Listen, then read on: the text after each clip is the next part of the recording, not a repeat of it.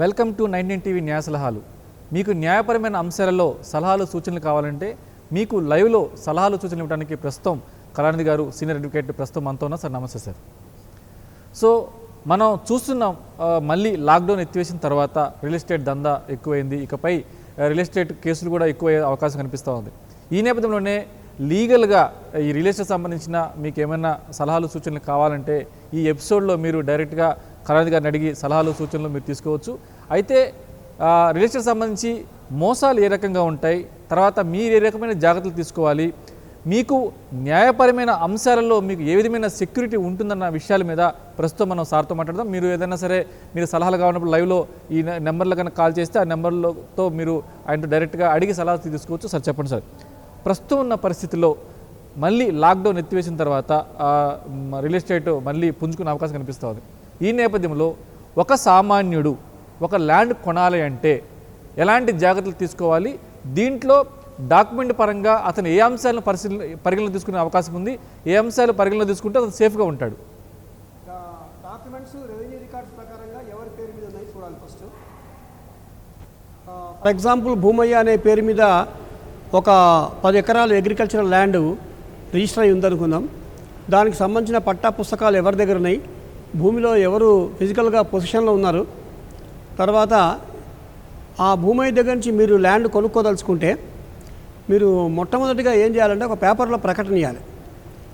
అది కూడా paper wide circulation ఉన్న పేపర్లో ప్రకటన ఇచ్చి, నేను ఫలానా భూమయ్య దగ్గర నుంచి ఫలానా 10 ఎకరాల భూమి అగ్రికల్చర్ ల్యాండ్ నేను కొనదలుచుకున్నాను, ఎవరికైనా ఏమైనా అభ్యంతరాలు ఉంటే మీరు తెలపండి అని చెప్పి మీ ఫోన్ నెంబరు అడ్రస్ ఇస్తే కనుక ఆ భూమయ్యకి సంబంధించిన వారసులు ఎవరైనా ఉంటే వాళ్ళు ముందుకొచ్చి వాళ్ళ బాధలు ఏమైనా ఉంటే వాళ్ళు చెప్పుకుంటారు, వాళ్ళ హక్కులు ఏమైనా ఉంటే వాళ్ళు మీకు తెలియపరుస్తారు. అది నంబర్ 1. సెకండ్, రెవెన్యూ రికార్డ్స్లో ఈ భూమయ్య యొక్క హక్కులు కనీసం 30 సంవత్సరాలు కంటిన్యూస్గా దానికి ఉన్నటువంటి చైన్ అక్కడ ఏర్పడాలి.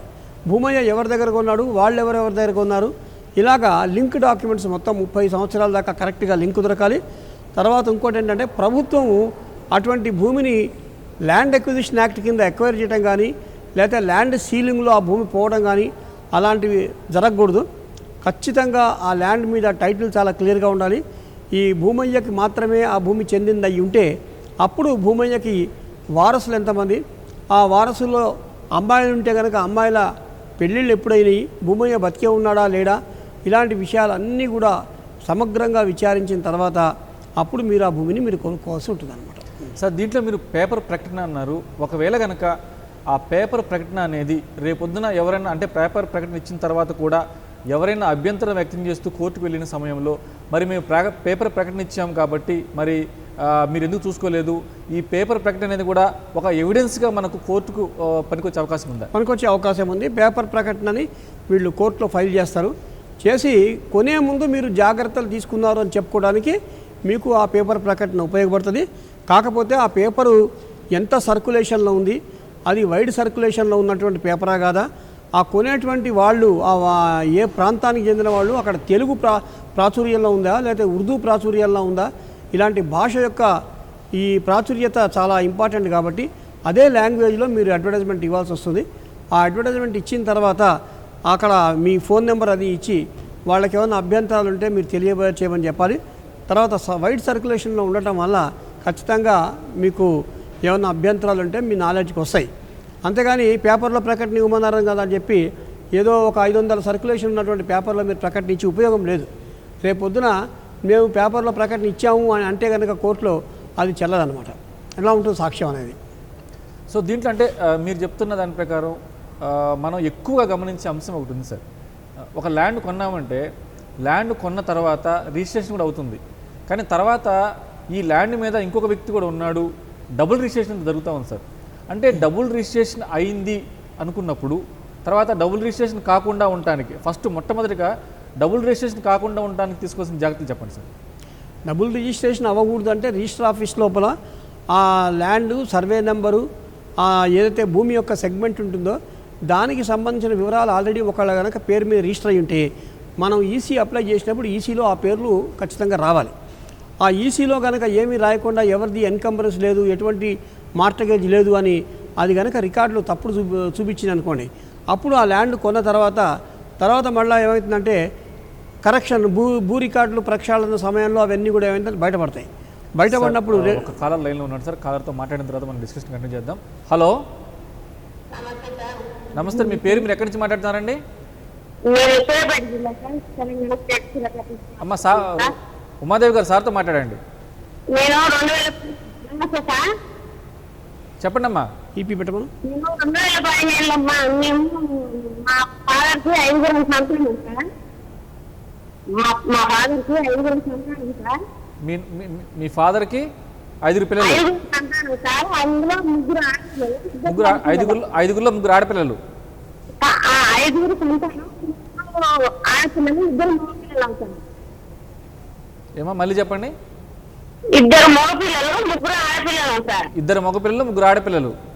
మా నాన్నగారు లేదు సార్, 2002లో చచ్చిపోయారు మా నాన్నగారు. 2002లో చనిపోయారు. అంతకుముందు 2 అక్కల పెళ్లిళ్ళు అయిపోయాయి సార్. నాదొక్కటి, 2 అన్నయ్యలు, అన్నయ్య తమ్ముడు ఉన్నారు సార్. మీరు ఒకళ్ళు అన్నయ్య తమ్ముడు ఉన్నారు అంతే? అయితే ఇప్పుడు అన్నయ్య తమ్ముడు కూడా మ్యారేజ్ అయింది, నా మ్యారేజ్ కూడా అయిపోయింది. ల్యాండ్ మొత్తం అన్నయ్య తమ్ముడి చేతులు ఉంది సార్. నాకు అసలు ఏమి ఇవ్వలేదు కూడా. మళ్ళీ నేను కోర్టులో కేసు వేసాను సార్ 2015లో. 2015లో కోర్టులో వేశారు? 2015లో కేసు వేసాను సార్ నేను. నాది అట్లనే పెండింగ్ లో ఉంది సార్. జడ్జి అక్కడ షార్టేజ్ ఉన్నారు, రావట్లేదు. అది అట్లనే పెండింగ్ లో ఉంటుంది సార్, అసలు రావట్లేదు. ఎంత టైం పడుతుంది అని సార్. ఇలా కేసు పెండింగ్లో ఉంది, ఎంత టైం పడుతుంది అనేది. జనరల్గా సివిల్ కేసులు 6 సంవత్సరాలు పడుతున్నాయి. ఇప్పుడు 2020 కాబట్టి ఇంకొక సంవత్సరం టైం మీరు వెయిట్ చేస్తే మీ కేసు అయిపోవచ్చు అండి.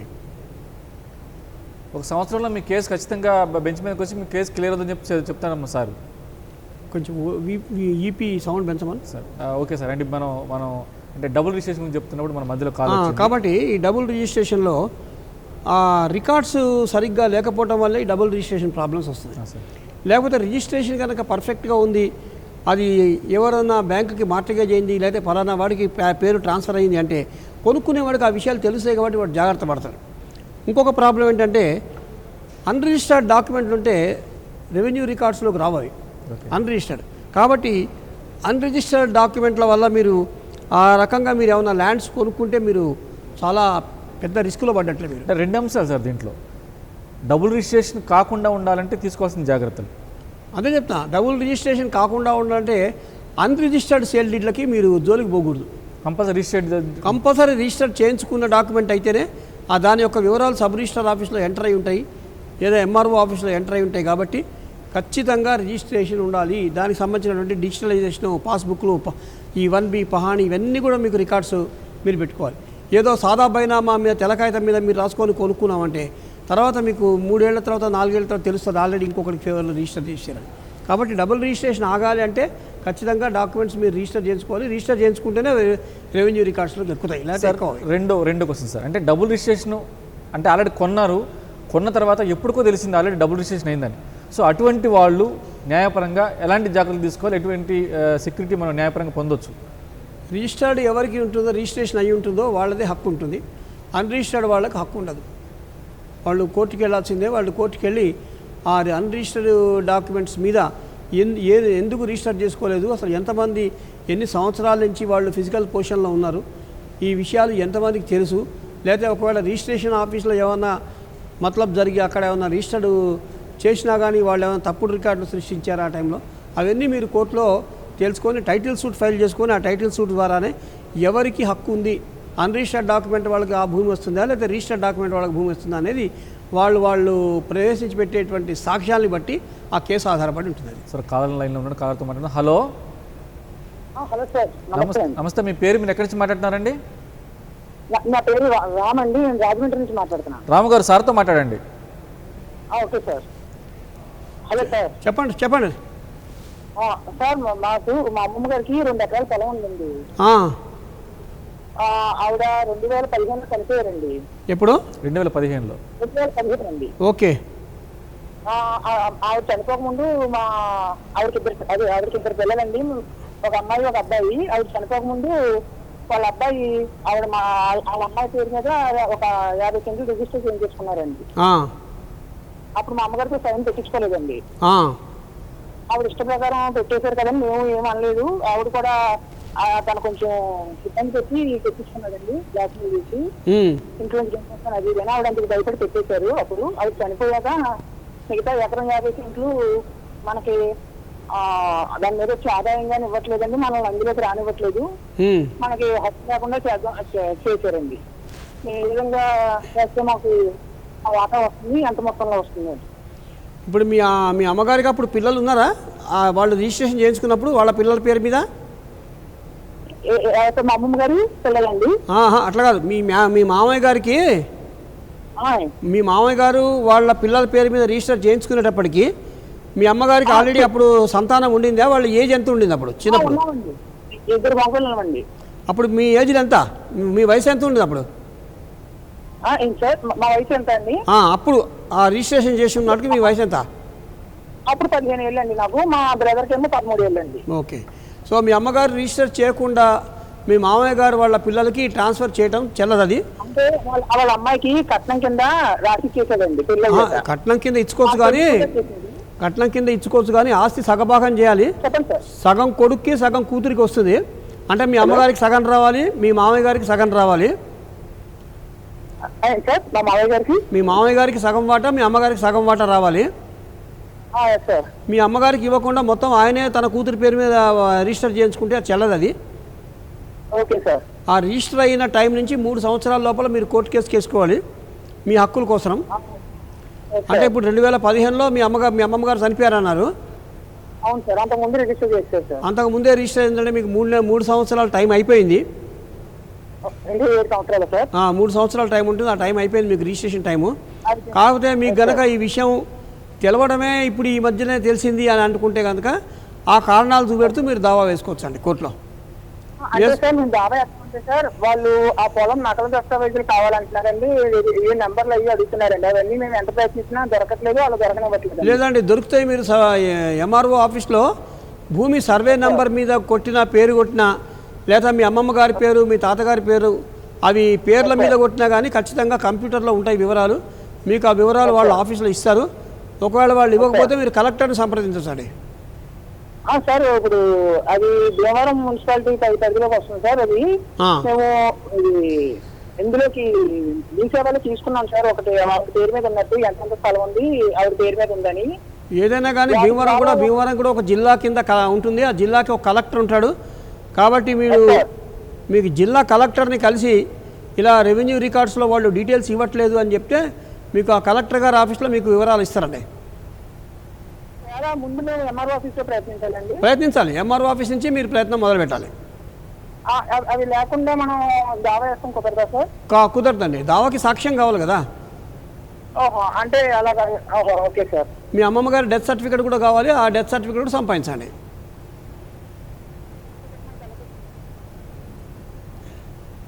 సార్ అంటే దీంట్లో ప్రధానంగా రాము గారు 3 విషయాలు గమనించాలి సార్. అంటే ఫస్ట్ ఎంఆర్ఓ ఆఫీస్లో మీరు ఖచ్చితంగా ఒక ప్రయత్నం చేయండి.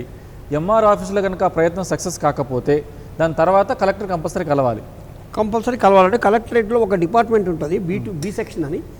మీరు బి సెక్షన్కి వెళ్తే ఈ రెవెన్యూ రికార్డ్ సంబంధించి, మీ ఊరికి సంబంధించి, ఆ ఊరిలో ఉన్నటువంటి ల్యాండ్ సర్వే నెంబర్కి సంబంధించి మొత్తం రికార్డ్స్లో ఫీడ్ అయిపోయి ఉంటుందండి. వీళ్ళ తాతగారి పేరు మీద కానీ వీళ్ళ అమ్మమ్మ గారి పేరు మీద కొడితే, సపోజ్ వీళ్ళ అమ్మమ్మ గారి పేరు ఉంది, అది కొట్టి wife of so and so పేరు రాసేసి survey number so and so అని రాస్తే వాళ్ళ దగ్గర ఉన్న వివరాలన్నీ కంప్యూటర్ మీదకి వస్తాయి.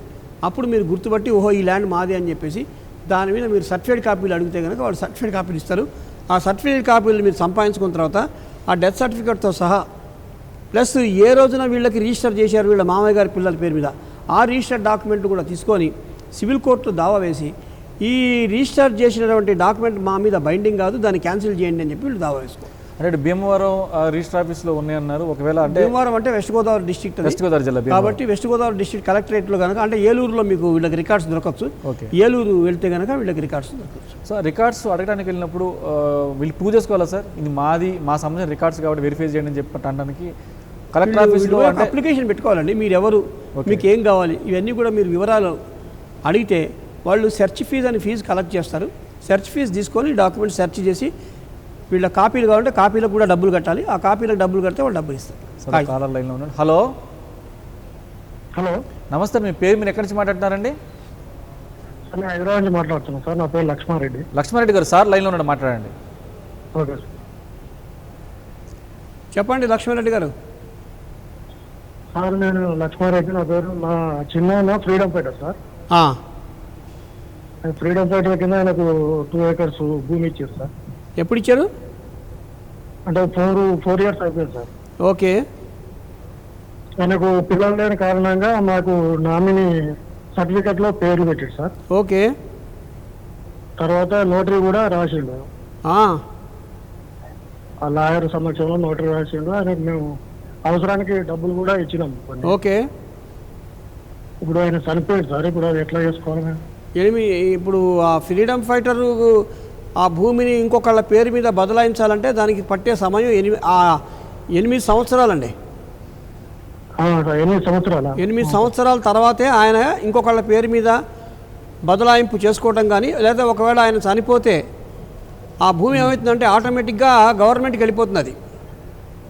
ఆయన చనిపోయాడు సార్. అదే ఆయన చనిపోయాడు కాబట్టి చెప్తున్నా. ఆయన చనిపోతే ఆయన వారసులు దాన్ని క్లెయిమ్ చేయాలి. వారసులు ఎవరు లేకపోతే కనుక మిమ్మల్ని నామినీగా పెట్టాడు కాబట్టి మీరు క్లెయిమ్ చేయాలి.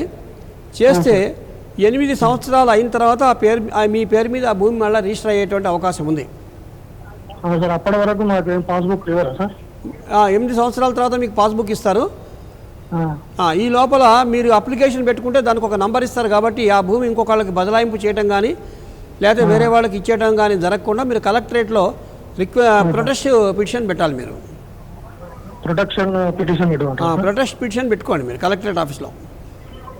సార్ అది సరే సార్. మనం ఈయన విషయానికి వస్తే ఇప్పుడు సపోజ్ 2 ఎకరాల భూమి అన్నారు, గవర్నమెంట్కి బదలాయించింది ఇప్పుడు మీరే చెప్పారు.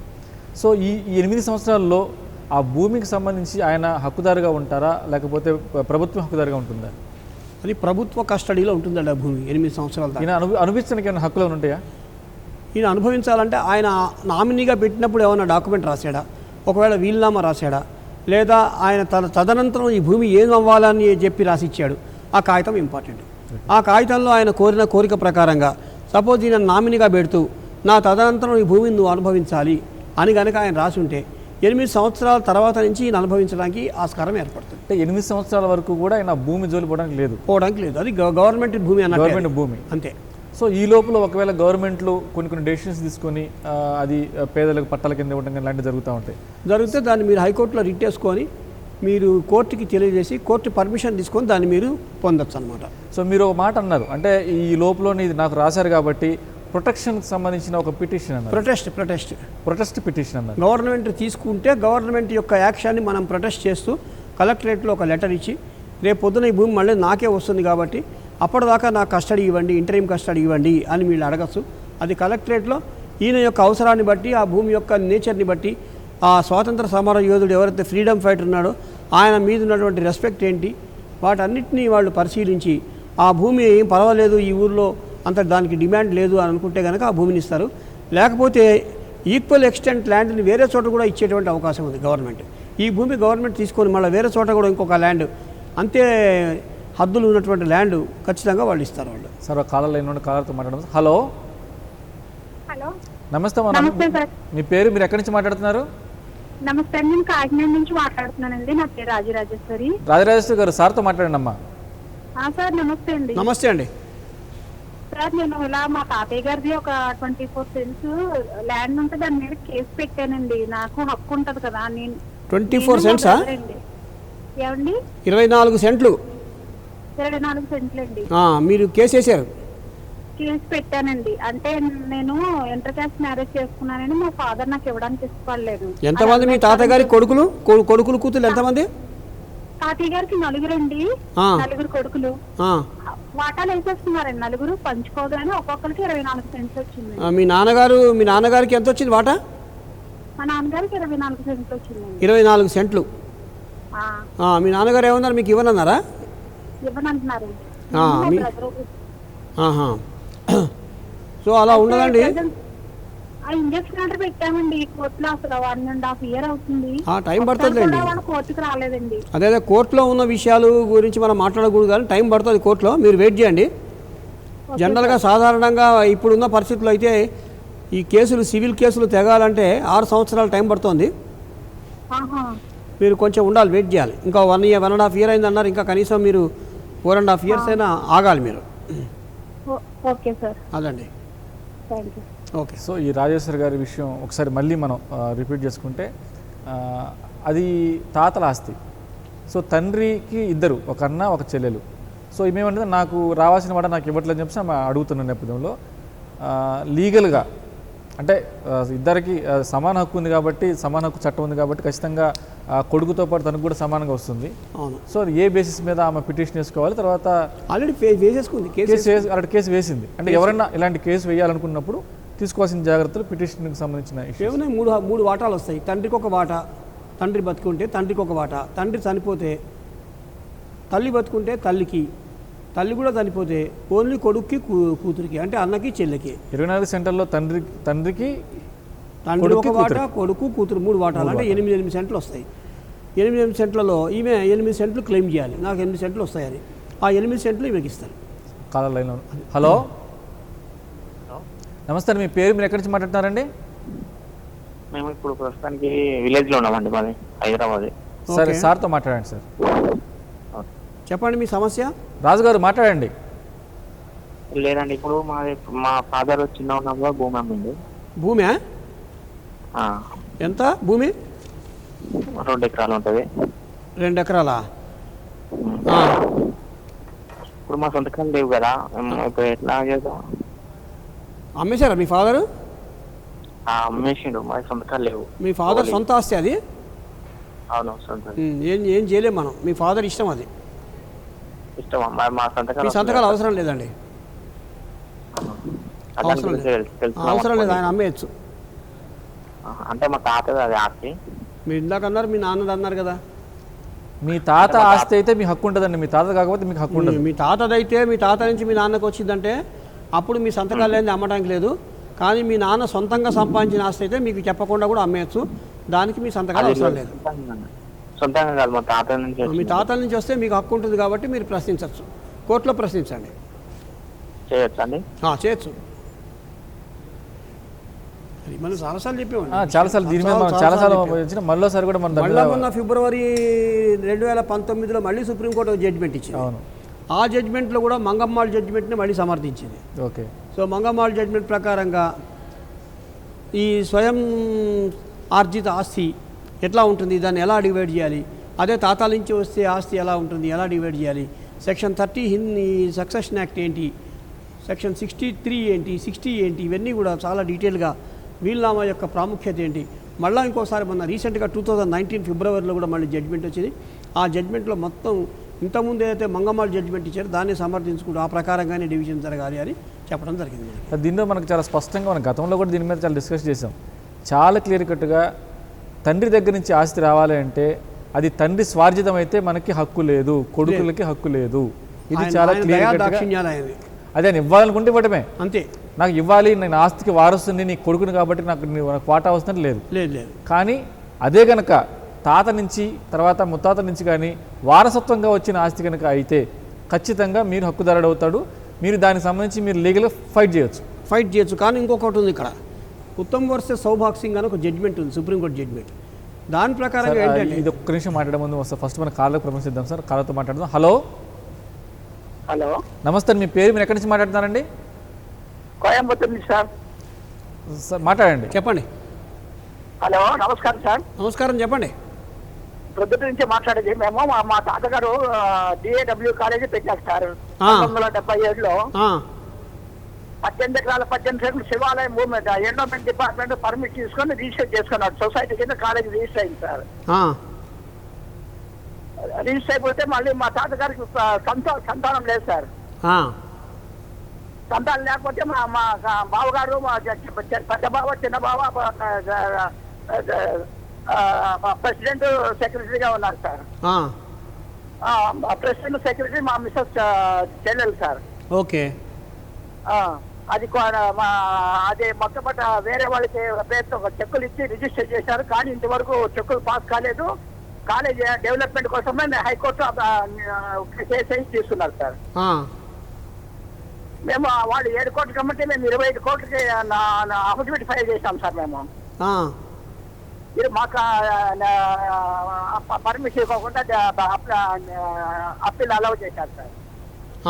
అది 7 సంవత్సరాల కింద రిజిస్టర్ చేశారు సార్.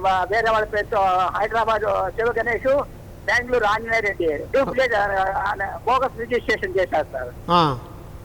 ఇప్పుడు 7 సంవత్సరాల నుంచి చెక్కులు పాస్ కాలేదు, రిజిస్టర్ కాలేదు సార్. అది కోర్టులో కేసు మా రిజిస్టర్ క్యాన్సిల్ చేయమని చెప్పేసి ప్రొద్దుటూరు కోర్టులో కేసు వేసినాం సార్. ఓకే. ఇప్పుడు హైకోర్టులో వేయాలంటే ఏం చేయాలి సార్ మేము? ఆ ప్రొద్దుటూరు కోర్టు అయిపోవాలిగా కేసు ముందు. ప్రొద్దుటూరు కేసు ఇప్పుడే అయిపోదు సార్, ఇంకో 10 ఏళ్ళు కానీ అయిపోదు. అప్పుడు ఏం చేస్తారంటే మీరు వాళ్ళు రియల్ ఎస్టేట్ వ్యాపారం చేయాలని ప్లాన్ వేసుకొని ప్లాట్లు వేసేస్తారు. ప్రొద్దుటూరు కోర్టులో ఒక పిటిషన్ పెట్టుకోండి. ఏమని సార్? ఈ కేసు కొంచెం తొందరగా అయిపోవాలి. అన్ని పెట్టాం సార్. ఏమైనా ఆర్డర్ పాస్ చేశారు దాని మీద? అడ్వాన్స్ పిటిషన్ వేసినాము, అన్ని వేసినాము. 3 సార్లు 4 సార్లు పిటిషన్ వేసాం సార్. మాకు కేసు అర్జెంట్ కావాలా, మాకు ఇది 18 కాదు దగ్గర 100 కోట్ల ప్రాపర్టీ అవుతుంది అని. మీరేం చేస్తారంటే హైకోర్టులో గవర్నమెంట్ హ్యాండ్ ఓవర్ చేయమని పిటిషన్ వేసాం సార్ మేము. చెప్తా వినండి. గవర్నమెంట్ హ్యాండ్ మాకు ఎవరికి నరసింహ గారు సార్ మాట్లాడతారు, వినండి. మీ కేసు త్వరగా బెంచ్ మీదకి రావాలంటే మీరు హైకోర్టులో పిటిషన్ పెట్టుకోవచ్చు అండి. హైకోర్టులో పిటిషన్ పెట్టుకుంటే హైకోర్టు ఒక్కొక్కసారి డైరెక్షన్ ఇస్తుంది ఈ కేసు తొందరగా అయిపోవాలని చెప్పి. 3 నెలల్లో 6 నెలల్లో ఈ కేసు అయిపోవాలని చెప్పి డైరెక్షన్ ఇస్తుంది. అందులో ఉండే అంశాలని బట్టి మీరు హైకోర్టుని ఆశ్రయించండి. సార్, ఈ నరసింహ గారి విషయం ఒక్క చిన్న డౌట్ ఉంది సార్ నాకు పర్సనల్గా. నేను కాల్ విన్న తర్వాత దీంట్లో 2 అంశాలు సార్. అంటే నరసింహులు గారికి ఇమీడియట్గా దాని మీద తొందరగా పూర్తి చేయమని ఒకటి ఆర్డర్ ఇవ్వచ్చని మీరు చెప్పారు. అలా కాకుండా ఈయన పిటిషన్లోనే అక్కడ నాకు డిలే అవుతుంది కాబట్టి హైకోర్టులో నా కేసు టేకప్ చేయడం అని చెప్పేసి పిటిషన్ అడిగే అవకాశం లేదు. లేదు లేదు ఫస్ట్ ప్రొద్దుటూరు కోర్టు అవ్వాల్సిందే. కేసు అక్కడే పూర్తి అవ్వాలి. ఓకే. అక్కడ పూర్తి అవ్వాలంటే మీరు త్వరగా పూర్తి చేయండి అనే డైరెక్షన్ మాత్రమే ఇస్తుంది. కానీ హైకోర్టు ప్రొద్దుటూరు కోర్టు బదులుగా మా కోర్టులో వేసుకోండి అని ఏ హైకోర్టు చెప్పడానికి ఈయన పిటిషన్ పెట్టడానికి అవకాశం ఉంది. పిటిషన్ పెట్టినా కానీ ఆ పిటిషన్ మీద హైకోర్టు ఏముంటుంది, ప్రొద్దుటూరు కోర్టుకి డైరెక్షన్ ఇచ్చి ఈ కేసుని మీరు త్వరగా డిస్పోజ్ చేయండి అని చెప్పి ఆదేశాలు ఇచ్చే అవకాశం మాత్రమే ఉంది. అది అదనమాట. సో ఆదేశాల ప్రకారం ప్రొద్దుటూరు కోర్టు ఖచ్చితంగా దాన్ని అమలు పరచాల్సిన హైకోర్టు నుంచి వచ్చింది కాబట్టి అమలుపరచాలి. సో 6 నెలల్లో 6 నుంచి అంటే ఎంత సమయం అయితే ఇచ్చిందో 6 నుంచి ఆ సమయం లోపల ఒక్కసారి 1 2 నెలలు లేట్ అవుతుంది. 3 నెలలు అంటే 3 నెలలు కాకపోవచ్చు, 6 నెలలు 9 నెలలు కూడా టైం పట్టచ్చు. అలాంటి పరిస్థితులలో అయితే ప్రొద్దుటూరు కోర్టు వాళ్ళు హైకోర్టుకు వచ్చి మాకు ఈ పరిస్థితుల్లో మేము తొందరగా చేయలేకపోతున్నాం, టైం ఎక్స్టెండ్ చేయమని చెప్పి అడిగే ఇది కూడా వాళ్ళకి ఆస్కారం ఉందన్నమాట. వాళ్ళు కూడా ఒక పిటిషన్ పెట్టుకుంటారు కోర్టు వాళ్ళు కూడా. అలా సార్, ఇంతకు ముందు మనం ఈ వారసత్వం గురించి మాట్లాడుతున్నాం. అంటే చాలాసార్లు దాని గురించి మనం అదే చెప్తున్నాను. ఇందాక నేనేం చెప్పానంటే ఉత్తమ్ వర్సెస్ సౌభాగ్ సింగ్ కేసులో ఏం చెప్పిందంటే సుప్రీంకోర్టు. సార్, ఫోన్ కాల్ వచ్చింది, మళ్ళీ ఫోన్ కాల్ మాట్లాడిన తర్వాత మళ్ళీ ఒక వైట్ పేపర్ చెప్పాను. హలో. హలో, నమస్కారం సార్. నమస్తే, మీ పేరు, మీరు ఎక్కడి నుంచి మాట్లాడుతున్నారండి? మాది పశ్చిమ గోదావరి జిల్లా నిడమర మండలం బోన్పల్లి గ్రామం సార్. మీ పేరండి? నా పేరు మోహన్ రావు సార్. మోహన్ రావు గారు, సార్తో మాట్లాడండి. చెప్పండి. హలో, నమస్కారం సార్. నమస్కారం, చెప్పండి. నా పేరు పశ్చిమ గోదావరి జిల్లా మోహన్ రావు. నా పేరు వేరే మోహన్ రావు అండి. మోహన్ రావు గారు, మీ ప్రాబ్లం చెప్పండి. మా ప్రాబ్లం అంటే ఇప్పుడు మా అమ్మమ్మ గారు. సార్ నమస్కారం సార్. నమస్కారమే బాబు మోహన్ రావు, చెప్పు. మీ అమ్మమ్మ గారు? మా అమ్మమ్మ గారు ఏమైంది? రిజిస్ట్రేషన్ చేయించుకున్నారు సార్. ఎంత? 1 ఎకరమా? 1 ఎకరం భూమి సార్. ఓకే. అది చెబుతున్నాను సార్. 1 ఎకరం భూమిని మా అమ్మమ్మ గారి చేత వేరు ముద్ర వేయించుకుని రిజిస్ట్రేషన్ చేయించుకున్నారు సార్. ఎవరు చేయించుకున్నారు? వాళ్ళ కొడుకులు చేయించుకున్నారు సార్. అన్ని వాళ్ళ మీద అయ్యి ఉండి 1 ఎకరం సార్. ఓకే. వాళ్ళ కొడుకులు వాళ్ళే సాక్షి అంశాలు వాళ్ళే అన్ని అవి చేయించుకున్నారు సార్. Right sir. తనకి తెలవదండి సార్, నేను ఇలా చేయించుకుంటున్నానని వాళ్ళు చెప్పలేదండి సార్. రిజిస్టర్ తీసుకెళ్లి నువ్వు ఏరుముద్ర వేసి సరిపోతుందని చెప్తే ఆవిడ ఏరుముద్ర వేసి ఇంటికి వచ్చేగా ఆ భూమిని వాళ్ళు ఆక్రమించుకుంటా వచ్చారు సార్. ఎప్పుడు చేసుకున్నారు ఈ పని? 2017 సార్. Okay, right. 2017 చేసుకుంటే తనకి తెలిసాక తన భార్య ముసలావిడి కలిసి రిజిస్టర్ ఆఫీస్కి కలెక్టర్ ఆఫీస్కి వెళ్ళారు సార్. వెళ్తే వాళ్ళు రద్దుగానే రిజిస్ట్రేషన్ మీరు రద్దు చేసుకోవచ్చు, ముసలి వాళ్ళకి ఇలా తెలియకోకుండా మీరు చేయకూడదు అని చెప్పి నువ్వు సంతకం చేస్తామంటే సంతకం చేసింది సార్. ఆల్రెడీ ఆవిడ సంతకమే సార్. ఓకే. ఆవిడ 3వ తరగతి చదువుకున్నారు సార్. ఆ కాలంలోనే 1966లోనే 3వ తరగతి చదువుకున్న సంతకం చేస్తారు సార్. అది ఆవిడ కొంచెం అనారోగ్యం నిమిత్తం ఏముద్ర బెట్టింగ్ చేసుకుని వాళ్ళ రిజిస్ట్రేషన్ చేయించుకున్నారు సార్. దానిని కలెక్టర్ గారు మన వికలాంగుల శాఖ వారు కూడా రద్దు చేయించుకోండి అని చెప్పి మళ్ళీ రిజిస్టర్ ఆఫీస్ లో రద్దుపరిచారు సార్. రద్దుపరిచారా? అవును సార్. రిజిస్టర్ ఆఫీస్ లో మళ్ళీ తన ఆస్తిని తనకి నిమిత్తం వెనక నిమిత్తం రద్దుపరిచారు సార్. ఓకే. ఆ రద్దుపరిచింది తన భర్త గారు 1 సంవత్సరం పోయి కాలం చేశారు సార్. కాలం చేసాక ఆవిడ వీలునామా రాసింది సార్. ఓకే. ఆవిడ వీలునామా సంతకం చేసి వీలునామా రాశారు సార్ కూతురికి. ఇప్పుడు వాళ్ళు ఆ భూమినే వాళ్ళ కొడుకులు మాకు ముందు రాసింది, మాది ఎలా రద్దు అవ్వదు అని వాళ్ళు మా మీద పోరాడుతున్నారు సార్. ఆల్రెడీ ఇలా చీటింగ్ చేశారని ముసలావిడ కోర్టులో చేసేసారు సార్. ఓకే. ఇలాగ నాకు సంతకం వచ్చి నాకు చెప్పకుండా వేలుముద్ర వేయించుకుని నా భూమిని ఇలాగా మీరు దొంగతనంగా రిజిస్ట్రేషన్ చేయించుకున్నారు, నన్ను తీసుకెళ్ళి అని చెప్పి ఆల్రెడీ కోర్టులో చేసేసింది సార్. సరే, ఇప్పుడు చెప్తా వినండి. ఆ వీలునామానే చెల్లుతుంది. ఏమండి? ఆ వీలునామా ప్రకారంగా వాటా వస్తుంది. ఆ వీలునామాకే చట్టబద్ధత ఉంటుంది. వీలునామా తన కూతురికి రాశారు సార్. అందుకనే కూతురికి వస్తుంది, వీలునామా ప్రకారంగానే వస్తుంది. అలాగే సార్. ఇప్పుడు ఆ వీలునామా ఇప్పుడు వాళ్ళ దౌర్జన్యంగా అలాగే సార్. అంతే, మీకే వస్తుంది అది. అవును సార్. ఓకే. మోహన్ రావు గారు హక్కుదారుడు మీరే అవుతారని చెప్తే చాలా స్పష్టంగా చెప్తున్నారు అడ్వకేట్ గారు. సార్, మనం ఇంతకు ముందు అంటే ఒక కాలర్ వచ్చే ముందుగా మనం ఇంతకుముందు ఎక్కడైతే ఒక ఇష్యూ దగ్గర మనం అంటే ఈ వారసత్వానికి సంబంధించి మనం చాలాసార్లు డిస్కస్ చేసి చెప్పాం, కానీ మరీ అవే కాల్సి వస్తున్నాయి. కాబట్టి ప్రజలకు సంబంధించి అవగాహన కోసం దీంట్లో జడ్జిమెంట్లో ఏముంది, జడ్జిమెంట్ క్లియర్ కట్గా ఏం చెప్తుంది, మనం ఏ విషయాల్లో మనకి కనుక అంటే వారసత్వానికి సంబంధించి ఏమైతే మీరు చెప్పిన జడ్జిమెంట్స్ ఏమైతే ఉన్నాయో దాంట్లో క్లియర్ కట్గా మనం ఏ విషయాల్లో మనకు హక్కుదారులుగా ఉంటామో దాని మీద క్లారిటీ ఇవ్వండి సార్. ఇప్పుడు ఈ ఉత్తమ్ వర్సెస్ సౌభాగ్ సింగ్లో ఏం చెప్పారంటే, ఈ తాత ఆస్తి తాతకు సంబంధించిన కొడుకులకి గనక పంపకాలు జరిగి ఆ పార్టీషన్ గనక రిజిస్టర్డ్ అయితే ఏ కొడుక్కి ఎంతెంత వాటా వచ్చిందో ఆ కొడుక్కి ఆ వాటా స్వార్జిత ఆస్తి అని చెప్పారు. అంటే 2016 సంవత్సరం తర్వాత ఏ తండ్రి అయితే తన తండ్రి దగ్గర నుంచి ఆస్తిని పొందాడు ఒక రిజిస్టర్డ్ పార్టీషన్ డీడ్ ద్వారా, ఆ ఆస్తి అతనికి స్వార్జిత ఆస్తి అవుతుంది. ఆ స్వార్జిత ఆస్తి అయినప్పుడు ఆ తండ్రి బతుకున్నంతకాలం ఆ ఆస్తిని ఎవరికి ఇవ్వాలి, ఎవరికన్నా దారదత్తం చేయాలా, వీలునామా రాయాలా, దారినబోయే దానయ్యకి ఇవ్వాలా అనే విషయాలు ఆ తండ్రి యొక్క సొంత ఇష్టం. అప్పుడు ఇది మా తాత ఆస్తి, మాకు కూడా వాటా ఉందని చెప్పే అధికారం ఎవరికి లేదనమాట, మన వాళ్ళకి లేదు. అందుకని 2016లో ఉత్తమ్ వర్సెస్ సౌభాగ్ సింగ్ జడ్జిమెంట్ మీరు ఒకసారి చదువుకోండి. దాని ప్రకారంగా ఒకసారి పార్టీషన్ అయిపోతే పార్టీషన్ ప్రకారంగా ఎవరికి ఎంత వాటా వస్తుందో ఆ తండ్రికి అది స్వార్జిత ఆస్తి అదనమాట. తండ్రి కానీ కూతురు కానీ ఎవరికైనా వాటా వస్తే ఆ ఆస్తి వాళ్ళ స్వార్జిత ఆస్తి, అంటే సెల్ఫ్ ఎక్వైర్డ్ ప్రాపర్టీ అని ఆ జడ్జిమెంట్ చెప్తుంది. ఆ జడ్జిమెంట్ ప్రకారంగా మనం పోవాల్సిందే. సో దీంట్లో మనం అంటే అతను సంపాదించి కాకపోయినా తాతల నుంచి వచ్చిన ఆస్తి అనేది తన హక్కుదారుడి కింద వస్తాడు. హక్కుదారు కింద వస్తుంది. సొంత ఆస్తి ఇంకా సొంత సంపాదించి వస్తుంది.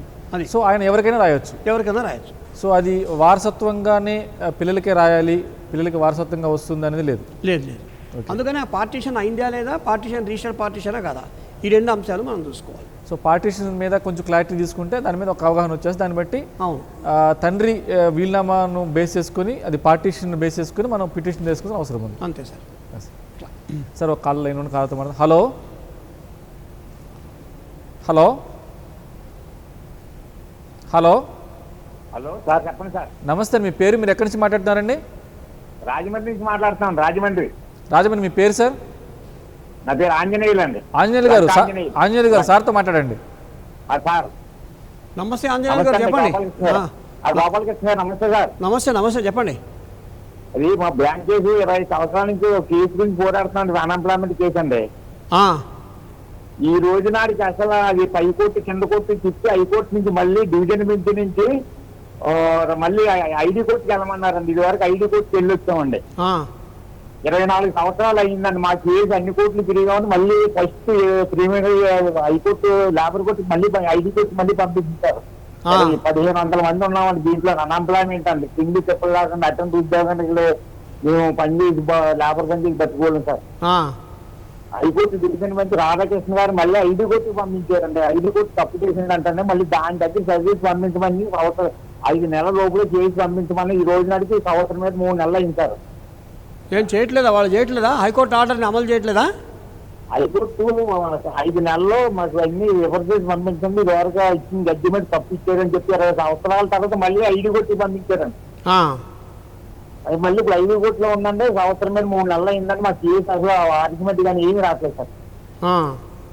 అదండి దాని గురించి కొంచెం మా కేసు ఎలాగొస్తుంది. 24 సంవత్సరాలు అయింది సార్ ఒక అటెండ్ ఉద్యోగాలకండి. మళ్ళీ మీరు ఒక పని చేయండి, హైకోర్టులో ఆంధ్ర తెలంగాణ గొడవ అండి, ఇది జాయింట్ గొడవ ఉమ్మడి చేసండి అప్పుడు సార్. వినండి హైకోర్టులో డివిజన్ బెంచ్లో ఐడి కేసు నంబర్ మీద ఒక పిటిషన్ వేసుకోండి. ఒక ఐఏ వేసుకొని ఆ ఐడి కోర్టు ఏదైతే ఉందో ఐడి కోర్టు త్వరగా దాన్ని డిస్పోజ్ చేయించమని చెప్పి అడగండి.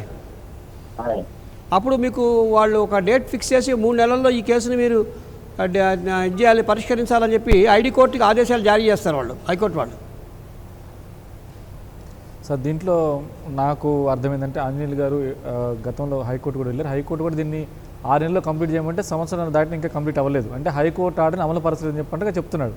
సో ఈ నేపథ్యంలో హైకోర్టులో ఏ విధమైన పిటిషన్ దాఖలు చేయాలి ఆంజనేయులు గారు? అదే ఇప్పుడు ఈ దృష్టికి తీసుకెళ్ళాలి, హైకోర్టు దృష్టికి తీసుకెళ్ళాలి. ఎక్కువ ఏ కోర్టు అయితే ఆర్డర్ ఇచ్చిందో ఐడి కోర్టు ఇచ్చింది, ఇండస్ట్రియల్ డిస్ప్యూట్ కోర్టు లేబర్ కోర్టులో ఒక ఆర్డర్ అయింది. దాన్ని సవాల్ చేస్తూ హైకోర్టులో వేశారు. హైకోర్టులో వేస్తే హైకోర్టు ఏమంది, లేదు మీరు సరిగ్గా తీర్పు ఇవ్వలేదు, ఈ కేసులో పునః పరిశీలించండి అని మళ్ళీ తిప్పి పంపించింది లేబర్ కోర్టుకి. తిప్పి పంపించినప్పుడు లేబర్ కోర్టు దాన్ని పరిష్కరించాలి. అది ఏడాది అయింది, ఇంకా చేయట్లేదు అంటున్నారు. చేయనటువంటి విషయాన్ని మళ్ళీ మీరు హైకోర్టు దృష్టికి తీసుకెళ్ళండి. సెకండ్ టైం తీసుకెళ్తే హైకోర్టు ఖచ్చితంగా ఆ కోర్టు యొక్క రిజిస్ట్రార్కి డైరెక్షన్ ఇచ్చి ఈ కేసుని ఫలానా టైంలో మీరు క్విక్గా డిస్పోజ్ చేయండి అని చెప్పి ఆస్కారం ఉందండి. సరే కాలర్ లైన్ ఉన్నాం, మనం కాలర్తో మాట్లాడదాం. హలో నమస్తే అండి. నమస్తే, మీ పేరు, మీరు ఎక్కడి నుంచి మాట్లాడుతున్నారండి? వెంకటేష్ అండి, విజయనగరం అండి. వెంకటేష్ గారు సార్తో మాట్లాడండి. వెంకటేష్ గారు మాట్లాడండి. నమస్తే అండి. నమస్తే, చెప్పండి సార్. విజయనగరంలో ఆంధ్రప్రదేశ్ ప్రభుత్వం 2018-2019లో స్పోర్ట్స్ స్కూల్ ప్రారంభించిందండి. ఏమండి? స్పోర్ట్స్ స్కూల్ ఆంధ్రప్రదేశ్ ప్రభుత్వం స్పోర్ట్స్ స్కూల్ ప్రారంభించిందండి. కోర్టా? స్పోర్ట్స్ స్కూల్ అండి. కోర్టు స్కూలా? స్పోర్ట్స్ అండి, స్పోర్ట్స్ స్కూల్. స్పోర్ట్స్ స్కూలా? Okay done. అది 2018-2019లో తెలుగుదేశం ప్రభుత్వం ప్రారంభించిందండి. ఓకే. అక్కడ 2 సంవత్సరాల నుంచి స్కూల్ నడుస్తుందండి, క్రీడా పాఠశాల. అక్కడ ఏమీ మౌలిక వసతులు లేవు, కనీసం కుర్చీ లేదు, బెంచీ లేదు. ప్రభుత్వానికి సీఎం క్యాంప్ ఆఫీసులో పిల్లల తల్లిదండ్రులు అందరం దరఖాస్తు చేశామండి. ఆ దరఖాస్తు చేసినా కూడా గవర్నమెంట్ ఏమీ పట్టించుకోలేదండి. అక్కడ 4వ తరగతి 5వ తరగతి 2 సంవత్సరాలు పూర్తయిందండి. ప్రభుత్వం ఏమి పట్టించుకుంటలేదండి, అక్కడ మౌలిక వసతులు కల్పించట్లేదండి. పాఠశాల గవర్నమెంట్ స్కూల్ అండి అది? గవర్నమెంట్ స్కూల్ అండి. వాళ్ళు ఏమైనా ఫీజులు తీసుకుంటున్నారా మీ దగ్గర? తెలుగుదేశం ఫీజు ఏమి లేదండి, ప్రీ స్కూల్ అండి. పిల్లలు మెరిట్ ప్రకారంగా సెలెక్ట్ అయితే తీసుకుంటారు. సరే. అది ఆంధ్రప్రదేశ్ ప్రభుత్వం మామూలుగా తెలుగుదేశం గవర్నమెంట్ 20 కోట్లు రిలీజ్ చేసిందండి. ఓకే. అయితే ఈ ప్రస్తుత ఆంధ్రప్రదేశ్ ప్రభుత్వం ఏంటంటే 25% పని పూర్తి కాలేదని చెప్పి బిల్డింగ్ క్యాన్సిల్ చేసేసింది ఆర్డర్. మీరు హైకోర్టులో వేసుకోండి. హైకోర్టులో వేసుకోమంటారు సార్? హైకోర్టులో వేసుకోండి, రిట్ పిటిషన్ ఫైల్ చేసుకోండి. Writ petition sir? అవును. Thank you sir. ఓకే. అంటే ఈయన వెంకటేష్ గారు చెప్పిన దాని మీద, అంటే పిటిషన్లో ఏ విషయాలని పరిగణలోకి తీసుకొని ఏ విషయాలను మెన్షన్ చేస్తూ కోర్టులో పిటిషన్ దాఖలు చేయాలి సార్? వీళ్ళు కనుక స్పోర్ట్స్ స్కూల్లో వాళ్ళు కనుక ఫీజులు తీసుకున్నారు అనుకోండి, అడ్మిషన్ ఫీజులు అవి తీసుకున్నారు అనుకోండి, ఫీజులు తీసుకున్న తర్వాత ఫెసిలిటీస్ ప్రొవైడ్ చేయకపోతే వీళ్ళు కన్జ్యూమర్ ఫోరంకి వెళ్ళచ్చు. ఓకే. కానీ వాళ్ళు ఫీజులు తీసుకోకుండా కనుక మెరిట్ మీద ఉచితంగా వాళ్ళకి స్పోర్ట్స్ ఆడుకొనిస్తున్నారు, స్పోర్ట్స్ కండక్ట్ చేస్తున్నారంటే అప్పుడు కూడా వాళ్ళు ఏం చేస్తారు, పార్టీలు ఎవరైనా ఉండాలండి, టీడీపీ ఉండనండి లేకపోతే వైఎస్ఆర్సీపీ ఉండనండి, స్కూల్ మాత్రం రావాల్సిందే, స్కూల్లో స్పోర్ట్స్ జరగాల్సిందే. ఎందుకంటే దానికి కొన్ని బడ్జెట్ ఇచ్చారు, ఆ బడ్జెట్ ఖర్చు పెట్టారు. అంతేగాని 25% బడ్జెట్ మీరు యూజ్ చేసుకోలేదు, లేదా ఏదో ఒక గ్రౌండ్ కింద దాన్ని కనుక ఆపేస్తే దాన్ని వీళ్ళు సవాల్ చేస్తూ హైకోర్టులో రిట్ చేస్తారు. అంటే దీంట్లో ప్రధానంగా వాళ్ళు చెప్తున్నారు మెరిట్ మీద తీసుకున్న స్టూడెంట్స్ ఉంటారు సార్. ఇప్పుడు సపోజ్ ఒక 20 మంది అనుకోండి, ఆ 20 మంది మెరిట్ మీద వెళ్తారు. సో స్కూల్లో మెరిట్ మీద తీసుకున్న తర్వాత స్కూల్ రన్ కాకపోతే వాళ్ళ కెరీర్ దెబ్బతింటుంది. సో ఆ కెరీర్ దెబ్బతింటుంది, స్కూల్ రన్ కాకపోవడం వల్ల వాళ్ళ ఫ్యూచర్ దెబ్బతింటుంది. కాబట్టి ఈ కెరీర్ని బేస్ చేసుకొని దీని మీద ఇమీడియట్గా ప్రొటెక్షన్ పొందడానికి లీగల్గా మనం హైకోర్టుకి వెళ్ళాలి. హైకోర్టుకి వెళ్తే రాజ్యాంగ విధులు కదా, స్కూల్ రన్ చేయడం వాళ్ళ విధి, రాజ్యాంగ విధి, ప్రభుత్వం విధి అది. వాళ్ళు రాజ్యాంగ విధులు ఎప్పుడైతే వాళ్ళు నిర్వర్తించారో, ఫెయిల్ అవుతారో, ఆ విధి నిర్వహణలో ఫెయిల్ అవుతారో దాన్ని ప్రశ్నించే ఒకే ఒక కోర్టు హైకోర్టులోనే ప్రశ్నించాలి వీళ్ళు. కాలర్ లైన్లో ఉన్న కాలర్తో మాట్లాడుతున్నాం. హలో హలో, నమస్తే అమ్మా, మీ పేరు, మీరు ఎక్కడి నుంచి మాట్లాడుతున్నారు? అంటే నమస్తే అండి, నేను ఖమ్మం మాట్లాడుతున్నాను. నా పేరు మానస అండి. మానస్ గారు, సార్తో మాట్లాడండి. ఓకే అండి సార్. నమస్తే సార్. నమస్తే అమ్మా. నా పేరు మానస అండి. ఓకే, చెప్పండి అమ్మా. అయితే నేను అన్మ్యారీడ్ అండి. ఓకే. నాన్న సింగరేణి ఎంప్లాయీ అయితే ఆయన జాబు మా బ్రదర్కి ఇచ్చారు. ఓకే. ఇప్పుడు తను నన్ను సరిగా చూసుకోకుండా, ఇట్లా మ్యాచెస్ చూడకుండా ఒంటరిగా వదిలేశారండి. ఎవరిని, మిమ్మల్ని? ఇప్పుడు నేను ఒంటరిగానే ఉంటున్నాను. ఓకే. ఆయన ఇప్పుడు జాబ్ తీసుకున్న అతను నెలకి ఒక 2,000 ఇస్తాడండి. కాకపోతే ఒంటరిగా ఉంటున్నాను, ఎలాంటి షెల్టర్ లేకుండా. ఇప్పుడు ఆ 2,000 సరిపోవట్లేవు, ఇంకా ఎక్కువ ఇవ్వండి అంటే నేను ఇంత ఇస్తాను అంటున్నారండి. ఇప్పుడు అది నాన్న జాబ్ కాబట్టి నేను తన మీద కేసు వేయడానికి నాకు రైట్స్ ఉన్నాయండి. మెయింటెనెన్స్ కేసు వేసుకోండి, మీకు రైట్ ఉంది. మెయింటెనెన్స్ అంటే నాకు ఆ రైట్ ఉందా అండి? ఉంది. మెయింటెనెన్స్ కేసు వేసుకొని మీ అన్నయ్య గారి దగ్గర నుంచి డబ్బులు వసూలు చేయండి. సరే అండి. చట్ట ప్రకారంగా మీకు రైట్ ఉందండి. ఉందా లేదా? వాళ్ళు నన్ను చాలా, అంటే ఇప్పుడు అది ఒక క్రిమినల్ కేసు అండి, మిమ్మల్ని మెయింటైన్ చేయకపోవడం క్రిమినల్ కేసు అది. కాబట్టి మీరు 125 CRPC కింద పిటిషన్ పెట్టుకోండి. మీ అక్కడ ఫ్యామిలీ కోర్టులో పిటిషన్ పెట్టుకోండి, దాన్ని మేడ్ ఓవర్ చేస్తారు, వేరే కన్సర్న్ కోర్టుకి మేడ్ ఓవర్ చేస్తారు. సో మానస్ గారి కేసు ఒకసారి మనం తీసుకుంటే ఆమె ఏం చెప్తుందంటే, నాకు చూడట్లేదు, అది కాకుండా కొంచెం వేధిస్తున్నారన్న, అది కూడా దాన్ని ఫోన్లో చెప్పలేను అన్న మాట అన్నారంటే ఖచ్చితంగా ఆమె ఎంత మానసిక క్షోభ అనిపించిందో అర్థం చేసుకోవచ్చు. సో ఈ నేపథ్యంలో మానస గారికి న్యాయపరంగా మనం ఏ విధమైన సలహా ఇచ్చి ఏ విధంగా తను ముందుకెళ్ళాలని దాన్ని మీరు సలహా ఇస్తారు? ఆమె ఫ్యామిలీ కోర్టులో 125 CRPC కింద పిటిషన్ పెట్టుకొని మెయింటెనెన్స్ బ్రదర్ మీద దావా వేయాలి. బ్రదర్ మీద దావా వేస్తే అప్పుడు ఆ బ్రదర్కి డైరెక్షన్ ఇస్తుంది, నువ్వు మంత్లీ ఇంత అమౌంట్ పే చేయాలి. ఖచ్చితంగా ఆ ఆర్డర్ ప్రకారంగా ఆయన పే చేయాల్సి ఉంటుంది. కానీ ఇంకో మాట కూడా అన్నారు, చాలా బాధతోటి నేను ఫోన్లో కూడా కొన్ని చెప్పుకోలేనండి, వేధిస్తున్నాను, సంథింగ్ ఏదో చెప్తున్న పరిస్థితి. సో ఆ నేపథ్యంలో ఆమె ఈ విషయాన్ని కూడా కోర్టు దృష్టికి తీసుకురావచ్చు అండి. అంటే క్రిమినల్ కేసు నమోదు చేయమని, లేకపోతే కాదు, 125 CRPC MC కేసు బుక్ చేయమని ఆమె అంటుంది. MC కేసు బుక్ అవుతుంది, నోటీసులు వెళ్తాయి, ఆయన జవాబు వేస్తాడు. ఒకవేళ ఈమెకి నిజంగా ఏమన్నా సోర్సెస్ ఉన్నాయి, ఈమె బతకే ఆధారాలు ఉన్నాయి, ఈమెకి ఇతరత్ర ఆమె ఆస్తులు ఏమైనా రెంట్లు వస్తున్నాయి, అలాంటి ఫైనాన్షియల్ సోర్సెస్ ఉంటే కనుక వేరే విషయం. కానీ ఇంకా ఏ రకమైన సోర్సు లేదన్నప్పుడు తండ్రి జాబ్ ఈయన సంపాదించాడు కాబట్టి, తండ్రి జాబ్తో ఆయన హ్యాపీగా ఉన్నాడు కాబట్టి అందులో కొంత భాగాన్ని చెల్లెలకి ఇవ్వాల్సిందే. అది. సో ఆ వేధింపులకు సంబంధించి కూడా దాంట్లో మెన్షన్ చేయొచ్చు. ఆ వేధింపులు కనుక చేస్తుంటే అది వేరే విషయం. మళ్ళీ వేధింపులకు సపరేట్ కేసు, అది సపరేట్ క్రిమినల్ కేసు పెట్టుకోవచ్చు. మెయింటెనెన్స్ వరకు మాత్రం MC కేసు ఫైల్ చేసుకోవాలండి. సో మనం బ్యాక్ టు మళ్ళీ ఈ ప్రాపర్టీకి సంబంధించిన కేసుతో డిస్కస్ చేద్దాం సార్. సో ఆల్రెడీ మనం ఇంతకుముందు మాట్లాడుతున్న నేపథ్యంలో ఈ వారసత్వం, చిన్న ఎగ్జాంపుల్ చెప్తాను, చెప్పండి సార్. ఈ కరోనా టైంలో ఏమైందంటే అక్కడ గచ్చిబౌలి దగ్గర ఒక చాలా పెద్ద గేటెడ్ కమ్యూనిటీ ఉంది. ఆ గేటెడ్ కమ్యూనిటీలో దగ్గరగా ఎంత అంటే మనం ఇది మాట్లాడే ముందు ఒక కాల్ తీసుకుని మాట్లాడదామా? రైట్. సో కాలర్తో మాట్లాడదాం సార్. హలో, నమస్తే, మీ పేరు, మీరు ఎక్కడి నుంచి మాట్లాడుతున్నారండి?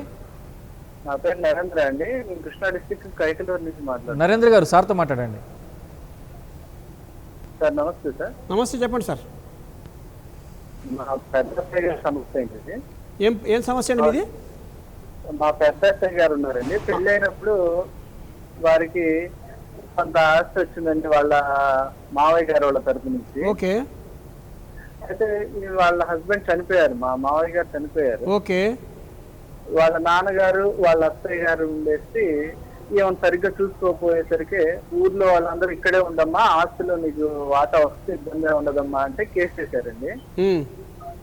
అయితే చివరికి కోర్టు ఆర్డర్ ఇచ్చిందండి, ఫైనల్ డిగ్రీ కింద ఆర్డర్ ఇచ్చి మీరు ఉండండి అమ్మా, మీకు ఇబ్బంది ఉండదు అని చెప్పారండి. ఆ స్థలంలోకి వెళ్తుంటే ఆ స్థలంలో వాళ్ళు ఈమె మీద ఏదో ఒక గొడవ పెట్టుకోవటం, మాకు అమ్మేస్తారని చెప్పడం, ఇలా ఇబ్బంది పెడుతున్నారండి. ఆ స్థలంలోకి వెళ్ళలేకపోతున్నారండి. ఓకే, వెళ్ళినప్పుడల్లా ఏదో గొడవ పెట్టుకోవడం, క్రిమినల్ కేసు వేస్తున్నారు సార్. ఓకే, ఓకే, ఎలా ఓకే. సాల్వ్ చేయాలో తెలియదు సార్. దీన్ని మీరు సివిల్ కోర్టులో ఇంజంక్షన్ సూట్ ఫైల్ చేసుకోండి. ఏంటి సార్?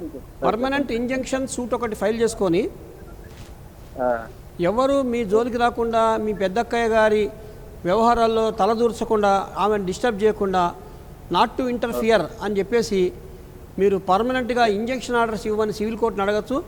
సివిల్ కోర్టు ముందు మీకు తాత్కాలిక ఉత్తర్వులు ఇస్తారు. దాని తర్వాత సాక్ష్యాన్ని బట్టి మీకు పర్మనెంట్ ఇంజంక్షన్ వచ్చేటువంటి అవకాశం ఉందండి.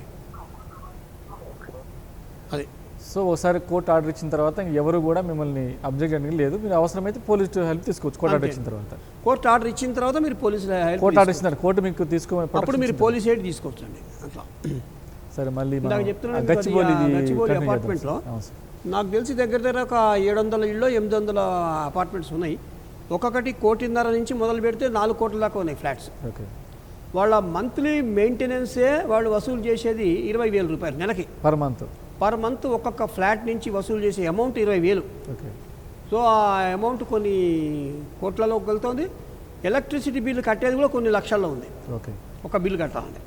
సో వాళ్ళు ఏం చేశారు, ఒక ఎమ్మెల్యే గారు వచ్చి ఈ కరోనా సమయంలో నాకు ఒక 5 లక్షల రూపాయలు కావాలని ఆయన డిమాండ్ చేశారు. ఎమ్మెల్యే గారు చేస్తే ఈ కమిటీ ఏం చేసింది, వెల్ఫేర్ కమిటీ, అసోసియేషన్ కమిటీ ఎవరికి చెప్పకుండా ముందు 5 లక్షలు ఆయనకి ఇచ్చేశారు ఎమ్మెల్యే గారికి.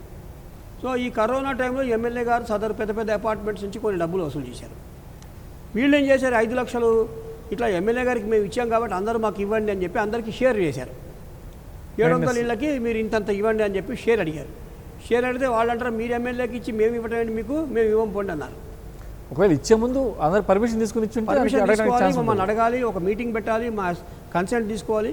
మీరు మీటింగ్ పెట్టలే, కన్సెంట్ తీసుకోవాలి, మీ అంతటా మీరు ఇచ్చేసి ఈ రోజున మమ్మల్ని ఇవ్వమంటే మేము ఎందుకు ఇస్తామని. సో ఇలాంటి గొడవలు అపార్ట్మెంట్స్ లోపల ఉన్నాయి. ఇప్పుడు వాళ్ళు కోర్టుకి ఎక్కారు. కోర్టుకి ఎక్కి ఈ వెల్ఫేర్ కమిటీ వాళ్ళు ఇష్టారాజ్యంగా చేస్తున్నారు, కరెంటు బిల్లు కూడా ఇష్టారాజ్యంగా చేస్తున్నారు, ఒక లెక్కలు చూపించట్లేదు, పత్రం లేదు, 20,000 రూపాయలు నెలకి తీసుకుంటున్నారు. 20,000 ఇంటూ 700 ఫ్లాట్స్ వాళ్ళు ఎంత డబ్బులు వస్తాయి? కరెంటు బిల్లు మహా అయితే 1,00,000, 2 లక్షలు, 3 లక్షల కరెంటు బిల్లు వస్తుంది నెలకి. ఇంకా తప్ప వీళ్ళు ఏం చేయట్లే, వేరే మెయింటైన్ ఏం చేయట్లే. కాబట్టి ఈ లెక్కలన్నీ కోర్టులో ప్రొడ్యూస్ చేయండి అని చెప్పి వాళ్ళు కోర్టులో దావా వేశారు. సో ఈ రకమైన కొత్త కొత్త గొడవలు అన్నమాట ఇవన్నీ కూడా, ఈ గేటెడ్ కమ్యూనిటీలో వచ్చేటువంటి ప్రాబ్లమ్స్ ఇవన్నీ కూడా. సరే, కాలర్ లైన్లో కాలర్తో మాట్లాడదాం. హలో, హలో, నమస్తే అండి. మీ పేరు మీరు ఎక్కడి నుంచి మాట్లాడుతున్నారండి? నేను బందర్మండలం కృష్ణా జిల్లా పోతేపల్లి నుంచి మాట్లాడుతున్నానండి. సార్ మీ పేరు? సార్ కొనకల సీతారాం ప్రసాద్. సీతారాం ప్రసాద్ గారు, సార్తో మాట్లాడండి.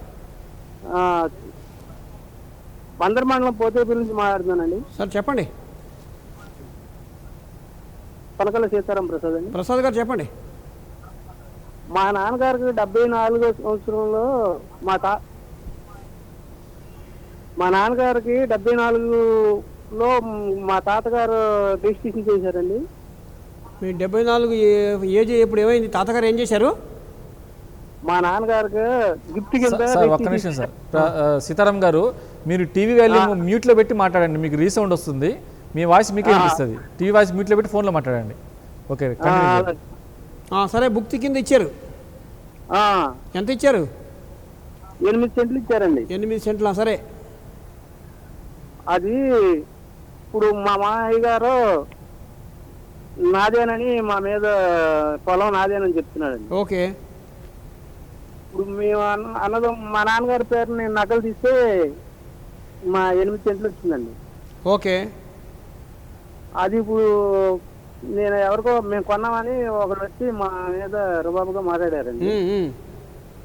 అది నేను నకలు తీస్తే మా నాన్నగారి పేరున వచ్చింది. ఇప్పుడు మా అన్నదమ్ములు అందరు కలిసి ఆయనకి ఇచ్చేదానని కుమ్ముకున్నారండి. మీరు ఎంఆర్ఓ ఆఫీస్లో అప్లికేషన్ పెట్టండి. మేము 7 అన్నదమ్ములండి. మరి నేను అడ్డం పెడితే అది అట్లా ఆగిపోయిందని మాకు, మేము కోర్టులో ఏమైనా అప్లికేషన్ పెట్టుకోవచ్చా? పెట్టుకోండి, మీరు రెవెన్యూ కోర్టులోకి అప్లికేషన్ పెట్టుకోండి, ఎంఆర్ఓ గారి దగ్గర పెట్టుకోండి. సర్లేండి. ఆయన ఆర్డర్స్ పాస్ చేస్తారు, మధ్యలో ఎవరు రాకుండా ఆయన ఆర్డర్స్ పాస్ చేస్తారు. సార్, ఈ సీతారాం గారి కేసుకు సంబంధించి ఆయన హక్కుదారుగా ఉన్నాడు కాబట్టి వేరే వాళ్ళకు ఉండడానికి లేదు. ఎవరైనా మధ్యలో వచ్చి మేము కొన్నామని చెప్పేసి అనుకున్నప్పుడు వాళ్ళ మీద క్రిమినల్ కేసులు పెట్టవచ్చు, డైరెక్ట్ కోర్టులో సివిల్ కేసు రెవెన్యూ కోర్టులో ముందు అప్లికేషన్ పెట్టుకోవాలండి. ఎంఆర్ఓ గారు ఇద్దరికి నోటీసులు ఇస్తారు. వాళ్ళ డాక్యుమెంట్స్ ఏంటి వీళ్ళ డాక్యుమెంట్స్ ఏంటి రెండు పరిశీలించి రెవెన్యూ రికార్డ్స్ ప్రకారంగా ఇప్పుడు ఈయన 8 సెంట్లు చూపెడుతుంది రికార్డ్ ప్రకారంగా. కాబట్టి మొదలు ఎవరో వచ్చి నాకు రిజిస్టర్ చేశారంటే చెల్లదు కదా. ఒకటి ఎంఆర్ఓ గారు ఆర్డర్ పాస్ చేస్తారు. ఆ ఆర్డర్ మీద మీకు ఏమైనా ఇబ్బందులు ఉంటే మీరు దాని మీద అప్పీల్ పోవచ్చు. ఆర్ఓఆర్ యాక్ట్ కింద మీరు ఆర్డీఓ గారి దగ్గర అప్పీల్ వేసుకోవచ్చు. లేదు ఇంకా సీరియస్ టైటిల్ డిస్ప్యూట్స్ ఉన్నాయనుకుంటే భూమి మీద, అప్పుడు వీళ్ళు సివిల్ కోర్టు కూడా వెళ్ళొచ్చు. సివిల్ కోర్టులో టైటిల్ సూట్ ఫైల్ చేసుకొని ఆ టైటిల్ సూట్లో ఇద్దరికి ఎవరి కరెక్ట్ హక్కు ఉంది అని వీళ్ళు తెలుసుకోవచ్చు. సో మోస్ట్ ప్రాబుల్ ఎంఆర్ఓ ఆఫీస్లోనే క్లియర్ అయిపోద్ది. ఎందుకు ఎంఆర్ఓ ఆఫీస్ అన్నానంటే వీళ్ళకి ఎంఆర్ఓ ఆఫీస్ అయితే చీపు, డబ్బులు ఏమంత ఖర్చు కావు. ఒక 6 రూపాయల టికెట్లు పెడితే, కోర్ట్ ఫీస్ టికెట్లు పెడితే వీళ్ళ ప్రాబ్లం సాల్వ్ అయిపోతుంది. వీళ్ళు మళ్ళీ సివిల్ కోర్టుకి వెళ్ళాలంటే టైటిల్ సూట్ కాబట్టి వాల్యూ ఆఫ్ ద ల్యాండ్ మీద 3/4 వాల్యూ మీద కోర్ట్ ఫీజు కట్టాలి. అదంతా ఇబ్బంది అవుతుంది వీళ్ళకి, అదనమాట. సో కాలతో మాట్లాడదాం సార్. హలో నమస్తే, మీ పేరు, మీరు ఎక్కడి నుంచి మాట్లాడుతున్నారు సార్? కోటేశ్వరరావు అండి, రాజు నుంచి మాట్లాడుతున్నాం. కోటేశ్వర గారు సార్తో మాట్లాడండి. సార్ మాది ఇంటి దగ్గర మ్యారేజ్ అయిందండి. చెప్పండి. దాన్ని మ్యారేజ్ చట్టబద్ధం చేసుకోవాలంటే ఎలా చేసుకోవాలండి? ఇంటి దగ్గర మ్యారేజ్ అయిందా? అవునండి. మీరు రిజిస్టర్ ఆఫీస్లో అప్లికేషన్ పెట్టుకోండి. మ్యారేజ్ రిజిస్టర్ ఆఫీస్ ఉంటుంది మీకు రాజమండ్రిలో, ఉందండి. ఆఫీస్కి వెళ్ళి మీరు అప్లికేషన్ పెట్టుకుంటే మీ మ్యారేజ్ రిజిస్టర్ చేస్తారండి. సరే సరే. అది సో దానికి కోర్టు ఫీజు కూడా 2 రూపాయలు కోర్టు ఫీజు అంతే. కోటేశ్వర గారు విన్నారా? మీరు రిజిస్టర్ ఆఫీస్కి వెళ్ళి మీరు లీగల్గా మీరు ఒక పిటిషన్ పెట్టుకుంటే కోర్టు మీకు అఫీషియల్గా ఒక సర్టిఫికేట్ ఇస్తుంది. సో మీ మ్యారేజ్ అఫీషియల్గా రికార్డెడ్గా మీరు లీగల్గా మీరు మ్యారేజ్ ఇది అవుతుంది. సో సమయం అయిపోయింది, మనం ఈ లైవ్ ఇంత ముగిద్దాం. సో కాలర్స్ చూస్తున్నారు కదా కళానిధి గారి లైవ్ షో.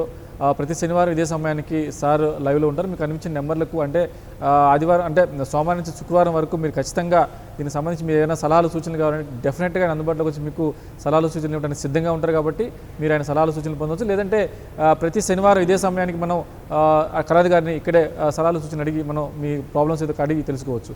ఇది ఈనాటి న్యాయ సలహాలు. Thank you. For more updates, please subscribe 99 TV Telugu.